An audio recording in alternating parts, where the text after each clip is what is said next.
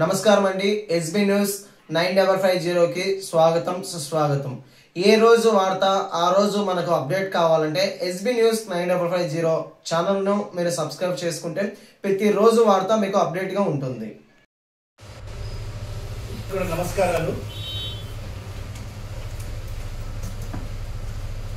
మరి ఈ రాష్ట్రంలో కూటమి ప్రభుత్వం అధికారంలోకి వచ్చి ఈ నెల జూన్ 4వ తేదీకి ఒక సంవత్సరం కాలం పూర్తి కావస్తుంది.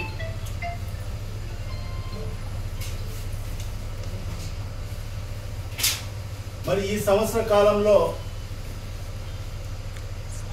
ఈ కూటమి ప్రభుత్వం ఏదైతే చంద్రబాబు నాయుడు గారి నేతృత్వంలో ఏర్పాటైన కూటమి ప్రభుత్వం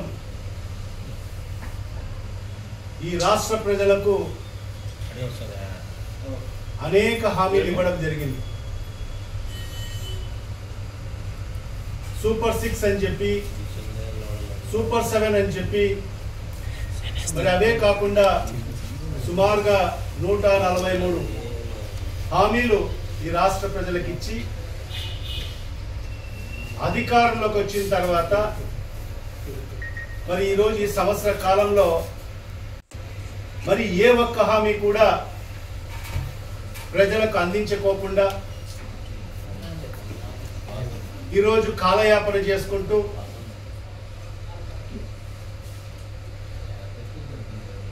ప్రజలందరినీ కూడా మోసం చేస్తూ వెన్నుపోటు పొడుస్తూ మరి ఈ ఒక్క సంవత్సరం కాలాన్ని పూర్తి చేసుకోవడం జరిగింది. మరి దాన్ని పురస్కరించుకొని వైఎస్ఆర్ కాంగ్రెస్ పార్టీ రాష్ట్ర అధ్యక్షులు మనందరి ప్రియతమ నాయకుడు శ్రీ వైఎస్ జగన్మోహన్ రెడ్డి గారి పిలుపు మేరకు ఈ నెల జూన్ 4వ తేదీన వెన్నుపోటు దినంగా పరిగణించి రాష్ట్ర వ్యాప్తంగా అన్ని 175 నియోజకవర్గాల్లో కూడా పెద్ద ఎత్తున నిరసన కార్యక్రమాలు చేపట్టాలని చెప్పి కూడా ఆదేశించడం జరిగింది. మరి ఆయన యొక్క పిలుపు మేరకు అన్ని నియోజకవర్గాల్లో కూడా నిరసన కార్యక్రమాలు నిర్వహించడం జరుగుతుంది. మరి అదే రీతిలో కడపలో కూడా, కడప నియోజకవర్గంలో కూడా జూన్ 4వ తేదీన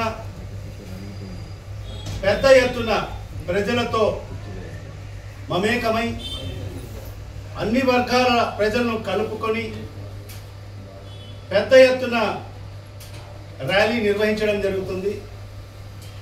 మరి ఆ ర్యాలీ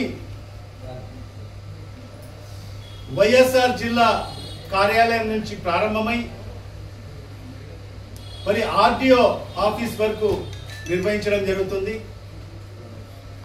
మరి ఈ కార్యక్రమంలో అన్ని వర్గాల ప్రజలు, మరీ ముఖ్యంగా యువత, విద్యార్థులు, మహిళలు, రైతు సోదరులు,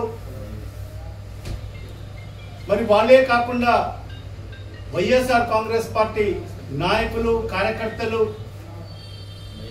వైఎస్ఆర్ పార్టీకి సంబంధించిన కుటుంబ సభ్యులు, జగనన్న అభిమానులు అందరూ కూడా పెద్ద ఎత్తున మరి ఈ నిరసన ర్యాలీలో పాల్గొని మరి ఈ ర్యాలీని విజయవంతం చేయవలసిందిగా ప్రతి ఒక్కరిని కూడా సవినయంగా విజ్ఞప్తి చేసుకుంటున్నాను.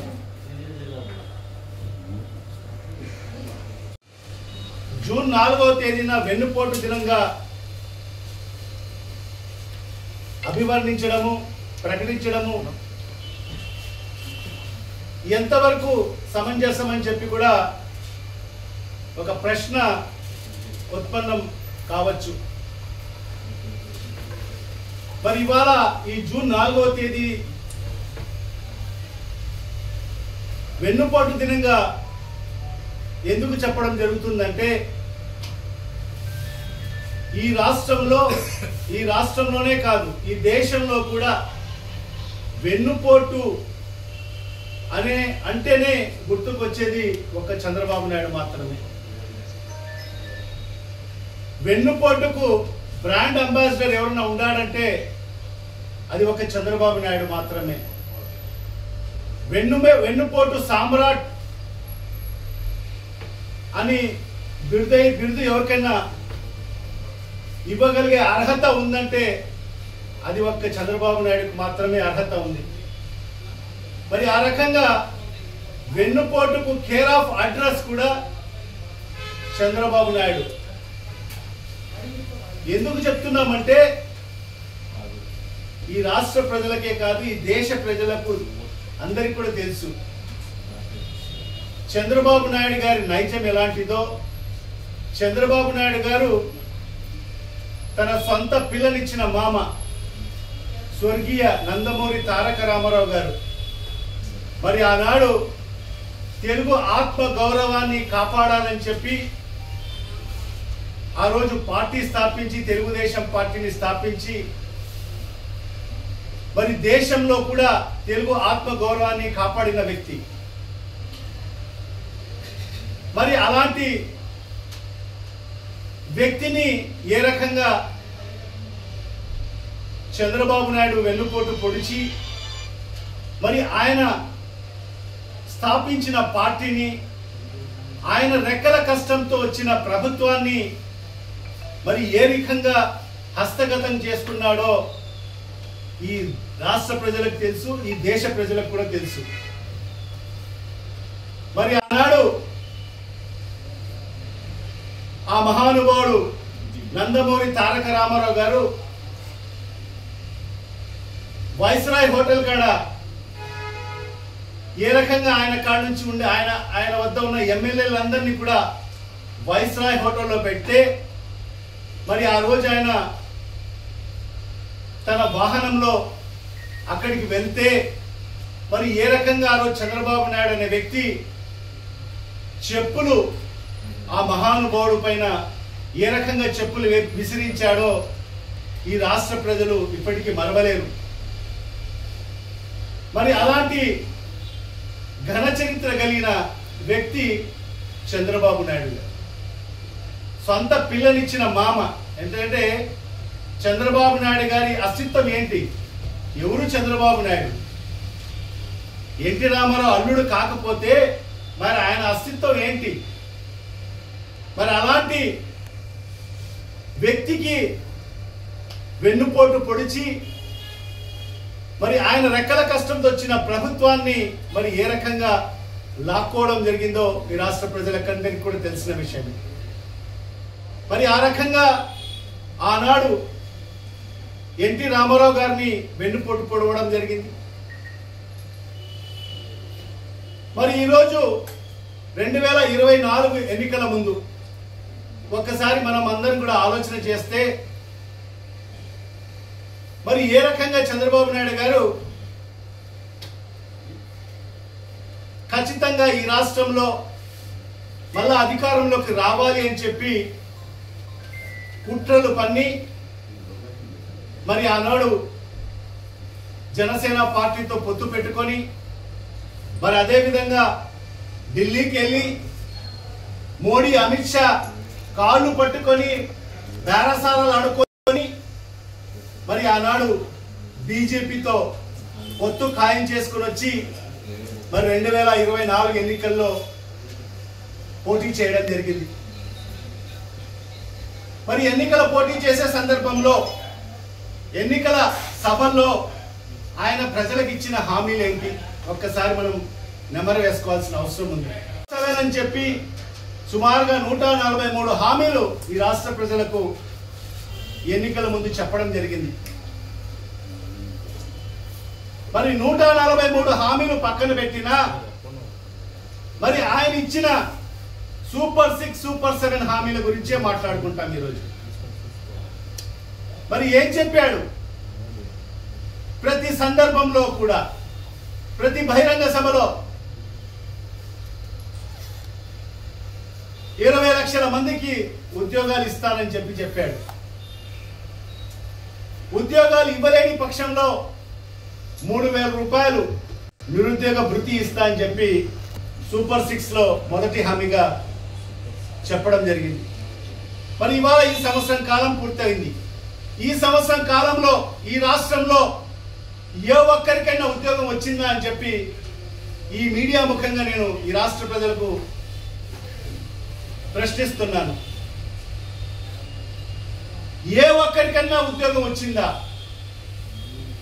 ఉద్యోగం రాలేదు కదా, ఏ ఒక్క నిరుద్యోగి కన్నా 3,000 రూపాయలు నిరుద్యోగ భృతి చేరిందా? మరి ఈరోజు ఈ రాష్ట్రంలో ఉద్యోగాల కోసం ఈరోజు సుమారుగా 1 కోటి మంది ఈరోజు నిరుద్యోగులు ఎదురు చూస్తున్నారు. మరి ఆ రోజు వాళ్ళకందరికీ కూడా నమ్మబలికి మీకు అందరికీ కూడా ఉద్యోగాలు కల్పిస్తాను, ఉద్యోగాలు కల్పించలేని పరిస్థితిలో మీకు అందరికీ కూడా, మరి అదే కాకుండా అన్నదాత సుఖీభవ అన్నాడు.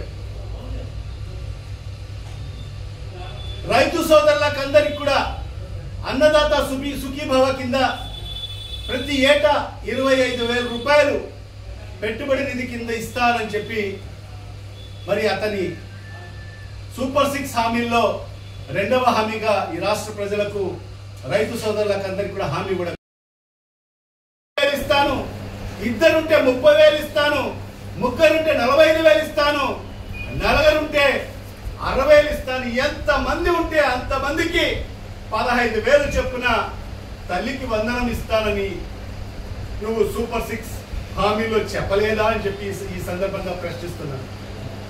మరి ఈరోజు సంవత్సరం కాలం పూర్తి అయింది. ఈ సంవత్సరం కాలంలో నువ్వు ఎవరికి ఎంతమందికి తల్లికి వందనం ఇచ్చావని చెప్పి మరి ఈ మీడియా ముఖంగా మరి ఆ తల్లులందరూ కూడా ప్రశ్నిస్తున్నారని చెప్పి కూడా ఈ సందర్భంగా తెలియజేసుకుంటున్నాను.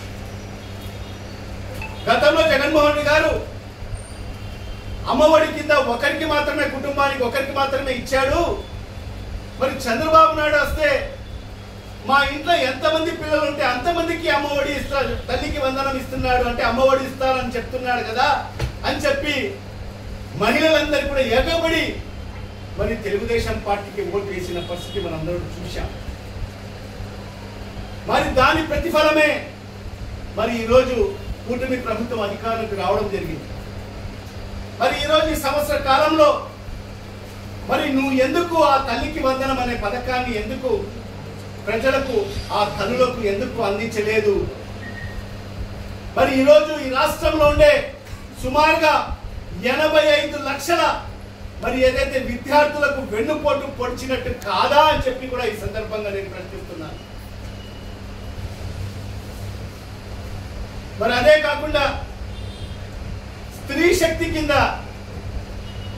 18 ఏళ్ళు నిండిన మహిళకు, 60 ఏళ్ళు లోబడిన మహిళలకందరికి కూడా నెలకు 15,000 ఇస్తానని చెప్పి నీ ఏదైతే సూపర్ 6 హామీల్లో నువ్వు ఈ రాష్ట్ర ప్రజలకు చెప్పలేదా అని చెప్పి ఈ సందర్భంగా అడుగుతున్నా. మరి ఈరోజు ఈ రాష్ట్రంలో చూస్తే సుమారుగా ఈ 5.5 కోటి మందిలో 18 ఏళ్ళు నిండిన పైబడిన 60 ఏళ్ళు లోబడి ఉన్న మహిళలందరూ కూడా సుమారుగా 1 కోటి మంది ఉన్నారు. వాళ్ళందరూ కూడా ఈరోజు ఎదురు చూస్తున్నారు. చంద్రబాబు నాయుడు ఎన్నికల ముందు మాకు నెలకు 1,500 ఇస్తాడు, ఒక పెద్ద అన్నయ్యగా నేను ఇస్తానని చెప్పి ఆ రోజు మాట ఇచ్చాడు అని చెప్పి మరి ఆ రోజు వాళ్ళందరి చేత నువ్వు ఓట్లు వేయించుకొని మరి ఈరోజు అధికారులకు వచ్చిన 1 సంవత్సరం కాలంలో 1 నయా పైసా అన్నా నువ్వు ఆ మహిళలకు ఇచ్చావా అని చెప్పి కూడా ఈ సందర్భంగా నేను ప్రశ్నిస్తున్నాను. మరి ఈరోజు ఏదైతే 18 ఏళ్ళు నిండిన మహిళలు మరి 60 ఏళ్ళు లోబడిన మహిళల్ని వెన్నుపోటు పొడిచినట్టు కాదా అని చెప్పి కూడా ఈ సందర్భంగా నేను ప్రశ్నిస్తున్నాను. మరి ఈరోజు ఒక్కొక్క మహిళకు సుమారుగా 1 కోటి మంది మహిళలకు నెలకు 1,500 చొప్పున అంటే సంవత్సరానికి 18,000 రూపాయలు, అంటే 1 కోటి మంది మహిళలు చూసుకుంటే సుమారుగా 18,000 కోట్ల రూపాయలు నువ్వు ఈరోజు వాళ్లకు బకాయి పడ్డావా లేదా అని చెప్పి కూడా ఈ సందర్భంగా నేను ఈ ప్రభుత్వాన్ని, చంద్రబాబు నాయుడు గారిని మరి ప్రశ్నిస్తున్నాను. మరి అదే కాకుండా ప్రతి ఇంటికి సంవత్సరానికి 3 గ్యాస్ సిలిండర్లు ఇస్తామని చెప్పి నీ యొక్క సూపర్ 6 హామీలో చెప్పలేదా అని చెప్పి కూడా ఈ సందర్భంగా నేను అడుగుతున్నా. మరి ఈ సంవత్సరం కాలం పూర్తయింది, మరి నువ్వు ఆ 3 సిలిండర్లు మరి ప్రతి ఇంటికి ఇస్తామని చెప్పినట్టుగా మరి ఎందుకు ఇవ్వలేదని చెప్పి కూడా ఈ సందర్భంగా ప్రజల పక్షాన నేను ఈ ప్రభుత్వానికి, కూటమి ప్రభుత్వానికి, మరి ముఖ్యమంత్రి చంద్రబాబు నాయుడు గారిని నేను అడుగుతున్నాను. మరి ఇవాళ కేవలం కొందరికి మాత్రమే, మరి అది కూడా 1 సిలిండర్ మాత్రమే ఇచ్చిన పరిస్థితి ఈరోజు మనం చూస్తున్నాం. ఈరోజు ప్రతి కుటుంబానికి ఒక్క నా నియోజకవర్గంలోనే తీసుకుంటే ఉన్నాయి. మరి ఈ 1,15,000 కుటుంబాల్లో నువ్వు ఏదో 2,000 3,000 మాత్రమే, 2,000 కుటుంబాలకు మాత్రమే ఈరోజు సిలిండర్లు ఇచ్చిన పరిస్థితి ఈరోజు మనం చూస్తున్నాం.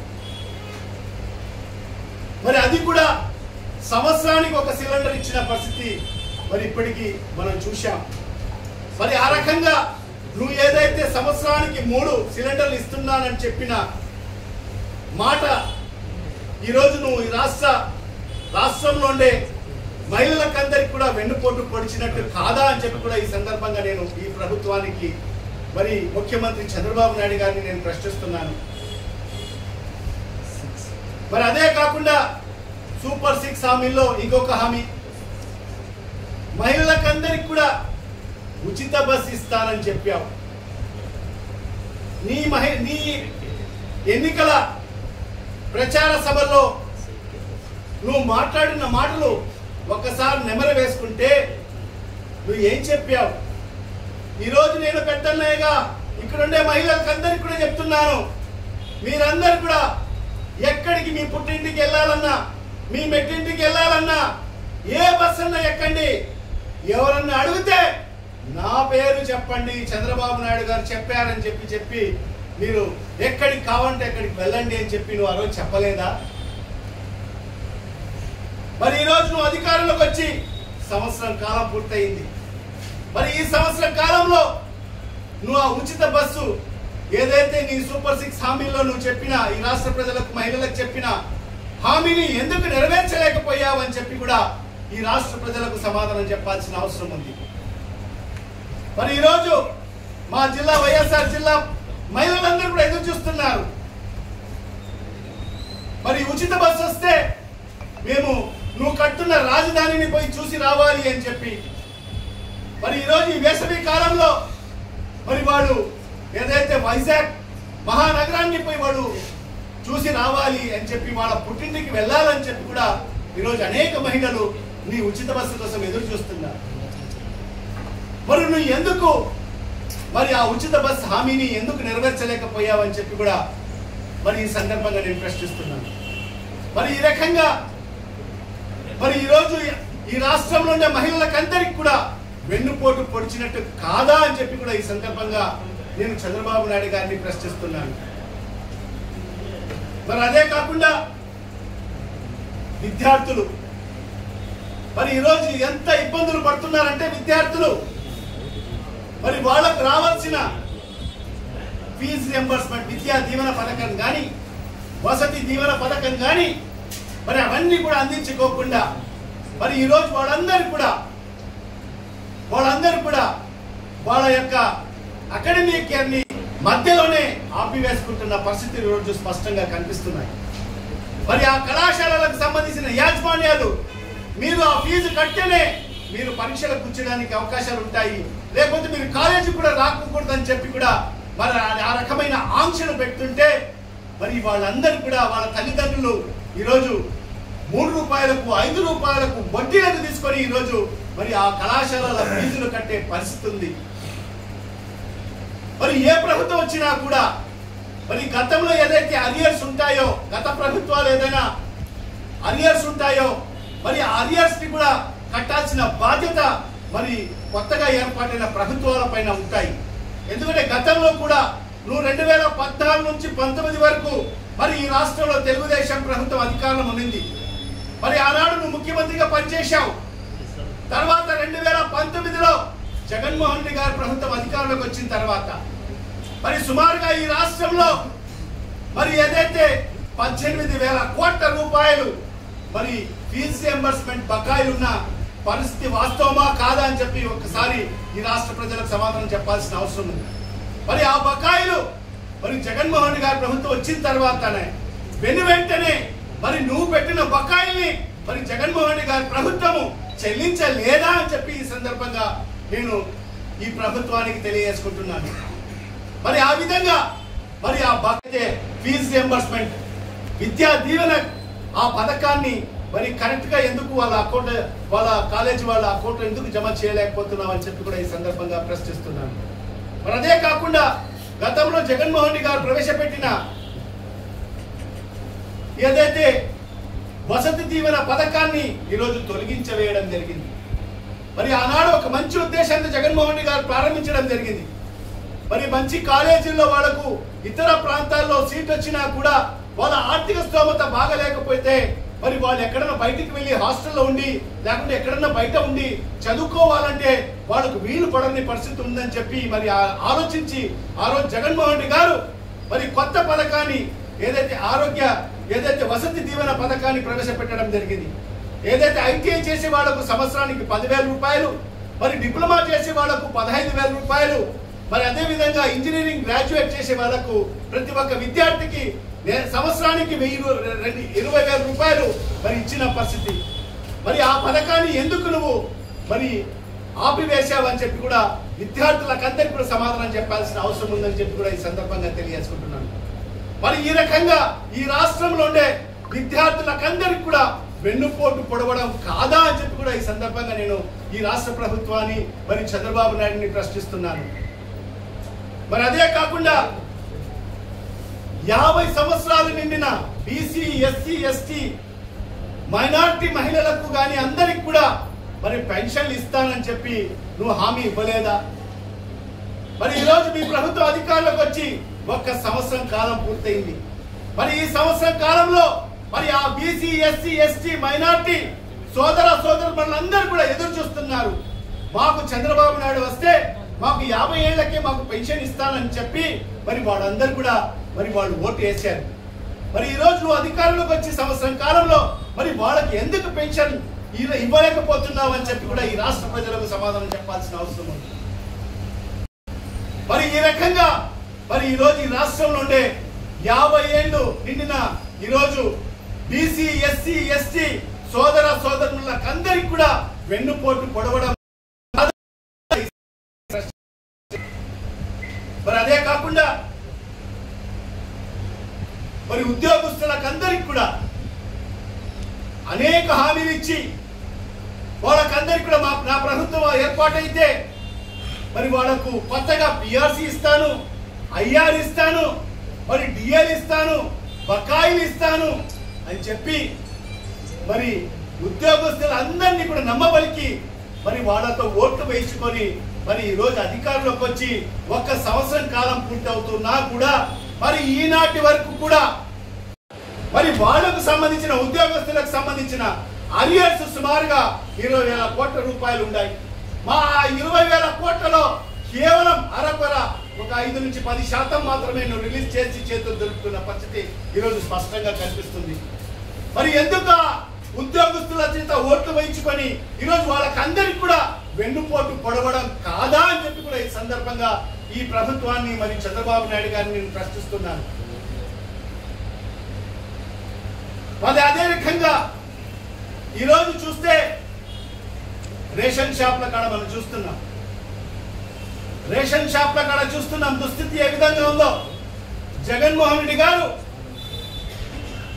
మరి ఏదైతే రేషన్ని డోర్ డెలివరీ చేయాలి అని చెప్పి మరి ఆ రోజు ఎండిఓ ఆపరేటర్స్ ని ఏర్పాటు చేసి మరి సుమారుగా 10,000 మందికి మరి వాళ్ళకు ఉద్యోగం మరియు ఉపాధి అవకాశాలు కల్పించాలని చెప్పి మరి వాళ్లకు ఒక వాహనాన్ని కొనుగోలు చేయించి కేవలం 10% పెట్టుబడి పెట్టి మరి 90% గవర్నమెంట్ సబ్సిడీ కింద 90% సబ్సిడీ కింద వాళ్ళకు వాహనాలు ఇచ్చి మరి వాళ్ళకు నెల వాళ్ళకు జీతం ఇచ్చి మరి వాళ్ళందరూ కూడా మరి వాళ్ళకు కేటాయించిన మరి ఆ వార్డుల్లో మరి ఆ డోర్ నంబర్లకు వాడు డోర్ డెలివరీ మరి ఏదైతే బియ్యాన్ని సరఫరా చేసిన పరిస్థితి, మరి దాన్ని ఈరోజు ఆపివేసిన పరిస్థితి చూస్తున్నాం. మరి ఈరోజు జూన్ 1 నుంచి మరి ఆ బండ్లన్నీ కూడా ఆపివేసి మరి ఈరోజు ప్రజలందరినీ కూడా మళ్ళీ రోడ్ ఎక్కించాడు చంద్రబాబు నాయుడు ఈ కూటమి ప్రభుత్వం. మరి నిన్నటి నుంచి రాత్రి 8:30 గంటలు అవుతుంది, రాత్రి 8:30 గంటలు అవుతుంది. మరి ఎంతమంది మహిళలు ఒక ఎఫ్ఈ షాప్ కాడ నిలబడి సరుకుల కోసం ఎదురు చూస్తున్నారు ఒక్కసారి చూడండి. మరి ఈ పరిస్థితి జగన్మోహన్ రెడ్డి గారి ప్రభుత్వంలో ఉనిందా అని చెప్పి ఈ సందర్భంగా నేను అడుగుతున్నాను. ఒకసారి ఈ రాష్ట్ర ప్రజలు మరీ ముఖ్యంగా మా మహిళా సోదరులందరూ కూడా ఆలోచన చేయాల్సిన అవసరం ఉందని చెప్పి కూడా ఈ సందర్భంగా నేను అడుగుతున్నాను. మరి ఈరోజు మహిళలందరినీ కూడా ఈరోజు రోడ్లపైకి తీసుకొచ్చాడు. ఈరోజు ఎండకు ఈరోజు బాలుగా నిలబెట్టాడు. ఏ ఎఫ్ఈ షాప్ కాడ చూసినా కూడా ఈరోజు మహిళలందరూ కూడా బాలుగా నిలబడుతున్న పరిస్థితి ఈరోజు మేము దానికి గమనిస్తున్నాం. ఉదయం 5 గంటల నుంచి కాపు కాసే పరిస్థితి ఈరోజు అక్కడ ఎఫ్ఈ షాప్ల కాడ కనిపిస్తుంది.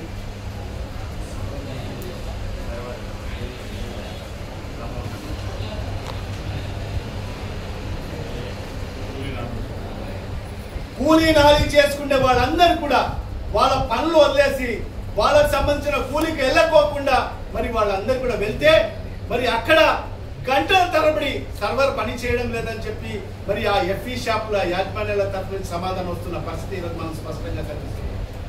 మరి ఈ రకంగా అన్ని వర్గాల ప్రజల్ని ఈరోజు వెన్నుపోటు పొడవడం కాదా అని చెప్పి కూడా ఈ సందర్భంగా నేను ఈ ప్రభుత్వానికి మరి ఈరోజు ప్రశ్నిస్తున్నాను. మరి అదే కాకుండా మరి ఈరోజు ఈ సంవత్సరం కాలంలో మరి చంద్రబాబు నాయుడు విధ్వంసాల గురించి మనం ఒక్కసారి మాట్లాడుకుంటే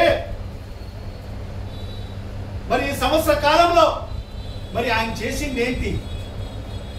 కేవలం అరాచకాలు, దుర్మార్గాలు, అధికార దుర్వినియోగం, తప్పుడు కేసులు, ఇది మాత్రమే ఈ సంవత్సరం కాలంలో చంద్రబాబు నాయుడు చేసిన పని. రెడ్ బుక్ రాజ్యాంగం, నిజంగా ఈ దేశంలో అనేక రాష్ట్రాలు ఉన్నాయి. ఏ రాష్ట్రంలో కూడా మన భారతదేశంలో కేవలం ఆ బాబాసాహెబ్ అంబేద్కర్ గారు రచించిన రాజ్యాంగం మాత్రమే నడుస్తుంది. కానీ ఇవాళ మన రాష్ట్రంలో చూస్తే ఈరోజు రెడ్ బుక్ రాజ్యాంగం నడుస్తుంది. ఈరోజు ఒక అరాచక పాలన కొనసాగుతుంది, ఒక దుష్ట పరిపాలన కొనసాగుతుంది, ఒక కక్ష సాధింపు పాలన కొనసాగుతుందని చెప్పి కూడా స్పష్టంగా చెప్పవచ్చు. దానికి నిదర్శనము మరి ఈ ఏడాది కాలంలో జరిగిన సంఘటనలు. సుమారుగా 766 హత్యాయత్నాలు ఈ రాష్ట్రంలో ఈ సంవత్సర కాలంలో జరిగాయి. ఎన్ని? 766 హత్యా ప్రయత్నాలు జరిగాయి. దాంట్లో 390 హత్యలు జరిగాయి ఈ రాష్ట్రంలో ఈ ఏడాది కాలంలోనే. వైఎస్ఆర్ కాంగ్రెస్ పార్టీ కార్యకర్తల పైన సుమారుగా 2466 మంది పైన ఈరోజు అక్రమ కేసులు పెట్టిన పరిస్థితి ఈరోజు స్పష్టంగా కనిపిస్తుంది. 2466 మంది పైన అక్రమ కేసులు పెట్టి సుమారుగా 500 మందిని ఈరోజు జైలు పాలు చేసిన పరిస్థితి ఈరోజు ఈ రాష్ట్రంలో కనిపిస్తుంది. దాంట్లో 440 మంది కేవలం ఒక సోషల్ మీడియా యాక్టివిస్టులను టార్గెట్ చేసి మరి వాళ్ళని ఈరోజు జైలు పాలు చేసిన పరిస్థితి ఈరోజు మనకి స్పష్టంగా కనిపిస్తుంది. మరి ఈ రకంగా అనేక అక్రమ కేసులు, అనేక ఎప్పుడో కేసులన్నీ కూడా తోడి మరి దాన్ని సెక్షన్స్ యాడ్ చేసి మరి ఈరోజు పెద్ద ఐపీఎస్ ఆఫీసర్లను కూడా వదులుకోకుండా ఈరోజు వాళ్ళ మీద అక్రమ కేసులు పెట్టి ఈరోజు వాళ్ళకు జైలు పాలు చేసిన పరిస్థితి ఈరోజు ఈ ఏడాది కాలంలో మనకు స్పష్టంగా కనిపిస్తుంది.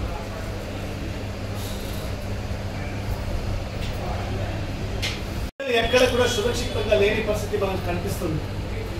గతంలో జగన్మోహన్ రెడ్డి గారు దిశ చట్టాన్ని తీసుకొచ్చి ప్రతి జిల్లా హెడ్ క్వార్టర్ లో ఒక దిశ పోలీస్ స్టేషన్ ని ఏర్పాటు చేసి మరి దిశ జస్ట్ ఒక ఎస్ఓపి ఇస్తే ఒక 4 సార్లు 5 సార్లు ఇట్లా ఫోన్ని షేక్ చేస్తే మరి అని వెంటనే మరి ఆ సంబంధిత పోలీస్ వాళ్లకు మరి ఆ ఇండికేషన్స్ వెళ్ళి ఆ సుమారుగా ఒక 10-15 నిమిషాల్లోనే మరి పోలీస్ వాళ్ళు అలర్ట్ అయ్యి మరి ఎక్కడన్నా మహిళలు ఎక్కడికి కావాలంటే అక్కడ వెళ్ళిన పరిస్థితి మనం చూసాం మరి జగన్మోహన్ రెడ్డి గారి ప్రభుత్వంలో. మరి ఈరోజు చంద్రబాబు నాయుడు ప్రభుత్వంలో మనం ఈరోజు చూస్తే ఎక్కడ కూడా మహిళలకు ఏదైతే రక్షణ అనేది లేదు. చిన్న పిల్లల్ని కూడా చూడకోకుండా వాళ్ళని ఈరోజు ఏదైతే మానభంగాలు చేస్తున్న పరిస్థితి కూడా మనం చూస్తున్నాం. మరి ఎక్కడ కూడా ఈ ప్రభుత్వం కూడా స్పందించిన పరిస్థితి కూడా కనిపించడం లేదని చెప్పి కూడా ఈ సందర్భంగా తెలియజేసుకుంటున్నాం. మరి ఈ రకంగా ఎక్కడ కూడా మహిళలు కూడా సంతోషంగా లేరు ఈ సంవత్సరం కాలంలో అని చెప్పి కూడా ఈ సందర్భంగా తెలియజేసుకుంటున్నాను. మరి ఈరోజు అభివృద్ధి అని చెప్పాం. మరి ఈ సంవత్సరం కాలంలో మరి ఈ రాష్ట్రంలో నువ్వు చేసిన అభివృద్ధి ఏంటి అని చెప్పి ఈ రాష్ట్ర ప్రజలకు సమాధానం చెప్పాల్సిన అవసరం ఉంది. ఈరోజు కేవలం ఈ ప్రభుత్వానికి, కూటమి ప్రభుత్వానికి, చంద్రబాబు నాయుడు గారికి కేవలం ఈ రాష్ట్రంలో కనిపిస్తుంది ఏంటంటే ఒక్క అమరావతి మాత్రమే. ఆ అమరావతి కూడా కేవలం చంద్రబాబు నాయుడు యొక్క సామాజిక వర్గానికి మేలు చేయాలి అనే ఒక తపనతోనే మరి ఆయనకు సంబంధించిన ఏదైతే వాటరీకి సంబంధించిన వాళ్ళ రియల్ ఎస్టేట్ వ్యాపారస్తులకు మేలు చేయాలనే ఒక తపనతోనే మరి ఆ అమరావతి అభివృద్ధి చేయాలనే ఒక లక్ష్యంతోనే ఈరోజు చంద్రబాబు నాయుడు ముందుకెళ్తున్న పరిస్థితి మనం స్పష్టంగా కనిపిస్తుంది.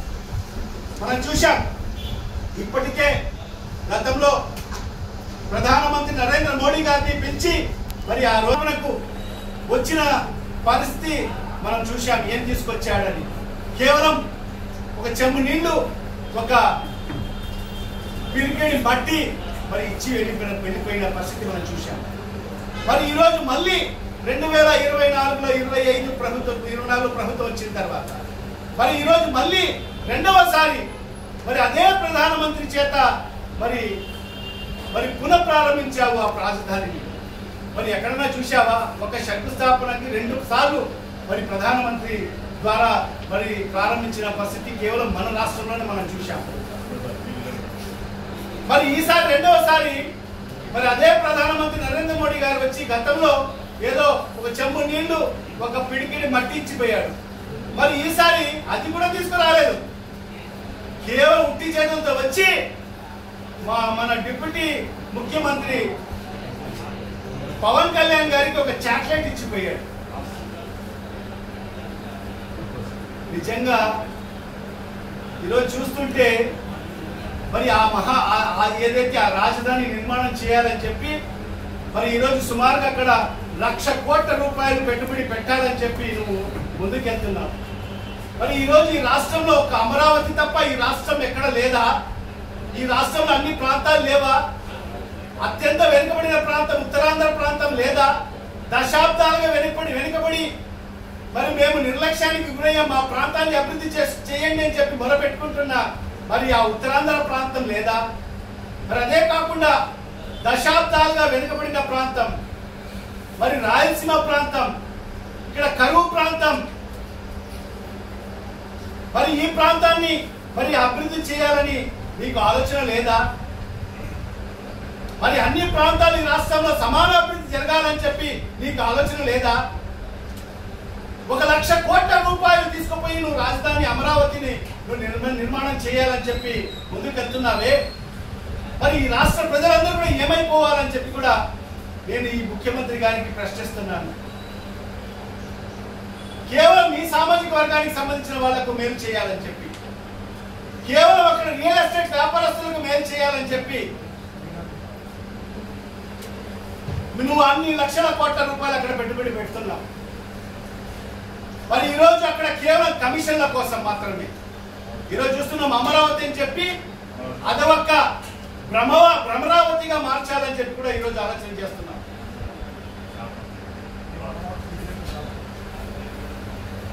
మేము అమరావతికి వ్యతిరేకం కాదు. మా నాయకుడు కూడా చెప్పాడు. అదే ఏదైతే గుంటూరు మరి ఏదైతే విజయవాడ మధ్యలో రాజధాని నిర్మాణం చేయి, అందరూ కూడా స్వాగతిస్తారు.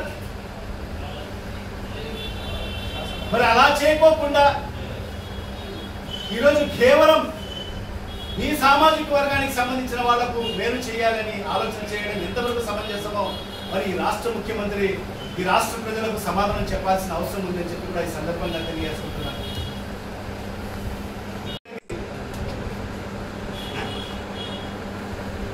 విద్యకు పేదరికం అనేది అడ్డు రాకపోకూడదని చెప్పి ప్రతి పేద విద్యార్థి ఉన్నత చదువు చదువుకోవాలని చెప్పి మరి అనేక సంస్కరణలు తీసుకొచ్చి మరి అమ్మఒడి పథకాన్ని ప్రవేశపెట్టి మరి ఆ తల్లికి ఇన్సెంటివ్ ఇచ్చి మీ పిల్లలకు అందరికీ కూడా బడులకు పంపించండి అని చెప్పి మరి ఆ ఏదైతే ప్రభుత్వ బడులు మరి ఆ దాని రూపురేఖలు మార్చివేసిన పరిస్థితి మనం స్పష్టంగా చూశాం. ఈ దేశానికి స్వతంత్రం వచ్చి 76 సంవత్సరాలైంది.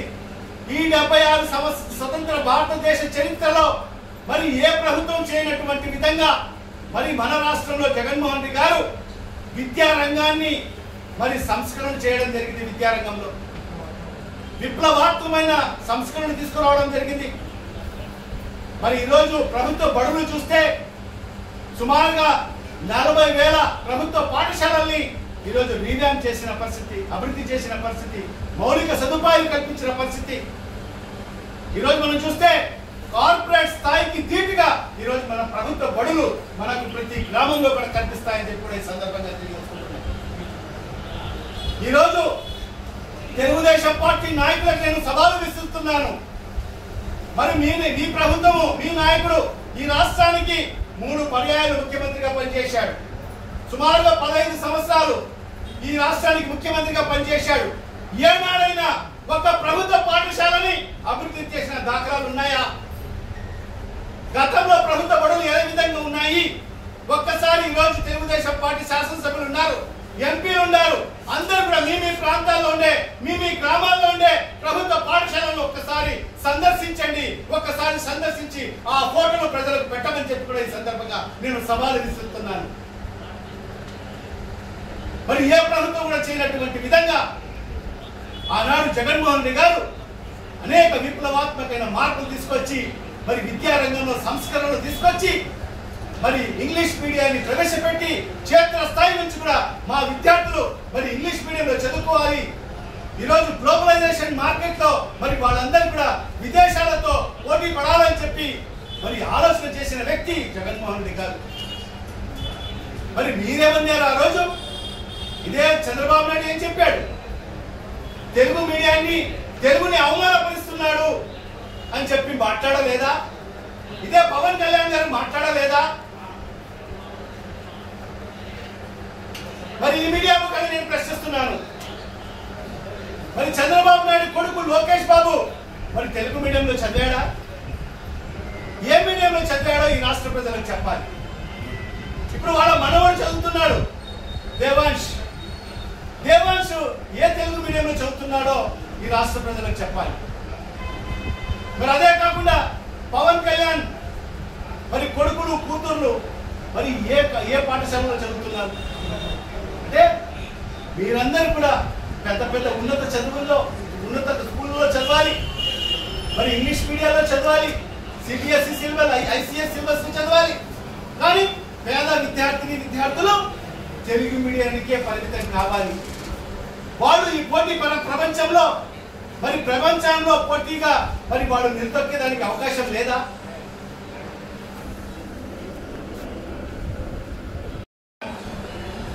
గత 4-5 రోజులుగా మనం చూస్తున్న అన్ని పత్రికలు వస్తున్నాయి. మొన్న జరిగిన 10వ తరగతి పరీక్షల గురించి, 10వ తరగతి రిజల్ట్ గురించి మరి ఏ రకంగా వచ్చిందో మనం అందరం కూడా చూశాం. ఈరోజు పేపర్లు మరొకసారి దిద్దండి అని చెప్పి సుమారుగా 66,000 అప్లికేషన్స్ వచ్చింటే మరి ఈరోజు ఎంతో మంది, ఒక ఎగ్జాంపుల్ చెప్తాను, ఒక విద్యార్థి ఎగ్జాంపుల్. ఒక విద్యార్థికి అన్ని సబ్జెక్టులలో 90 పైబడి మార్కులు వచ్చాయి, 93, 94 మార్కులు వచ్చాయి. కేవలం ఒక్క సోషల్ సబ్జెక్ట్ లో అతనికి 23 మార్కులు వచ్చి అతను ఫెయిల్ అయ్యాడు. అన్ని సబ్జెక్టులలో 90 పైబడి మార్కులు వచ్చి ఒక్క సోషల్ స్టడీస్ లో 23 మార్కులు వచ్చి అతను ఫెయిల్ అయ్యాడు. అతను మళ్ళీ రీకరెక్షన్ పెట్టుకుంటే మళ్ళీ అతనికి 96 మార్కులు వచ్చాయి. అంటే ఏ విధంగా కరెక్షన్స్ జరిగాయో ఒక్కసారి ఈ రాష్ట్ర ప్రజలు ఆలోచన చేయాలి. మరి ముఖ్యంగా నేను ఈ మీడియా ముఖ్యంగా డిమాండ్ చేస్తున్నాను, మరి ఏదైతే అసమర్థత మంత్రి అయిన లోకేష్ తన పదవికి రాజీనామా చేయాలి మొదటగా. మరి ఆ కుటుంబం ఏ రకంగా నరకయాతన పడింది. మరి ఆ విద్యార్థి ఏదన్నా ఆత్మహత్య చేసుకుంటే దానికి ఎవరు బాధ్యులు?